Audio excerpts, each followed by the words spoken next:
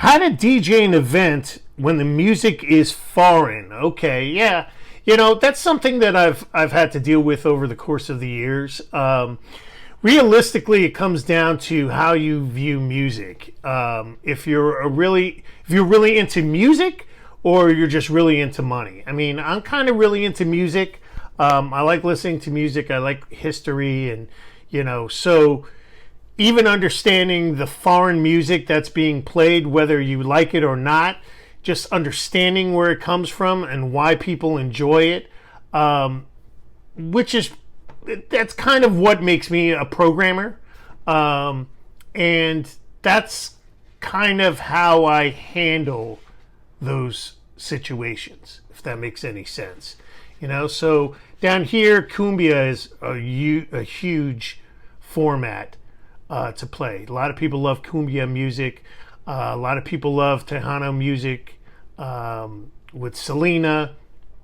We're not far from Mexico. We're only about 3 hours from Mexico. For me to push back on this type of music would be a mistake. I'd be leaving money on the table. Now, understanding where the music comes from and understanding how it is, I kind of like it a little bit, after a while. And then you realize, this is pretty cool music, even though I'm not familiar with it. But it's a big deal in the community down here.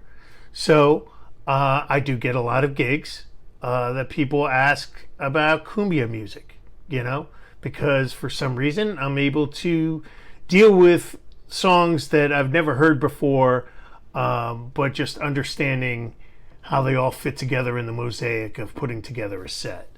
Bollywood music is the same thing. I mean, one thing I realized from Bollywood music is that West Indian, which is Jamaican, comes from that same area. So if you really like dance hall music, dance hall reggae, it all comes from Bollywood music. That's something that I learned down the road. And then I got excited because I know dancehall really well. I know reggae really well. And just playing a Bollywood party was like so easy because you understood where that music came from. And they loved it too, exactly, because, it's their music. Not many people know it. And, when you play a party that they know you're actually playing, as opposed to copying and pasting some type of format and not having an understanding of where that music comes from, it really comes out in your set. So, I would probably say if you're a musician DJ that really enjoys music, listen to different types of music and understand where they come from. And then you can deal with it when you play it. I don't think you would be pigeonholed. You will just make a lot more money. Okay, let's see what's next. DJing in New York City. Ah, man. Yeah, that's where I'm from. I could probably do about 8 videos on this. There's so many different ways to make money in New York City, and there's a ton of competition. So, can you make money? Yes. Will you make money? Possibly. It all depends on what type of DJ you'd like to be. If you want to be a radio DJ, there's an opportunity to do that, but it's extremely competitive. You do make a lot of money if you're on the radio because you can promote your events and guarantee top dollar, $5,000 a DJ set, but there is a ton of competition there and a ton of people you have to pay off, and you have to be in a specific circle. So if you're a hip hop DJ, and you're coming from Queensbridge, you have to somehow be involved with like Nas's people or whatever group is there to kind of come up through that. If you're a party DJ that just wants to do weddings, there's a ton of those types of places that do that as well, and it's very competitive as well.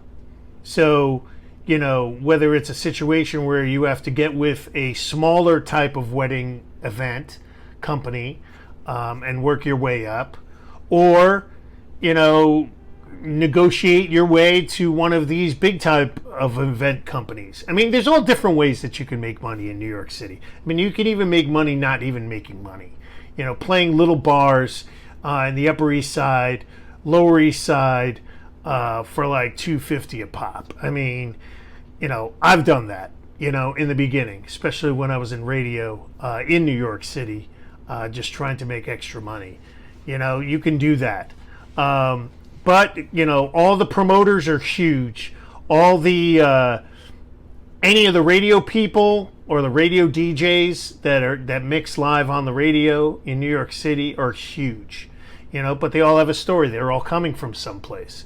You know, for you to play places like Cielo, which is, you know, a huge club in the meatpacking district, or at least it was back then. I mean, I'm sure there's different clubs right now, because clubs turn over all the time. But at least hooking up with like these big time promoters, you know, that's pretty much the game to make like money in New York. But it's not just New York you're going to be making money in, especially if you're dealing with those type of big time promoters. You're dealing with New York, you're dealing with Miami, you're probably dealing with overseas. You know, New York is the big time. So if your career is to be a DJ and that's what you want to do and that's it, nothing else, kind of makes sense to move to New York City and start there.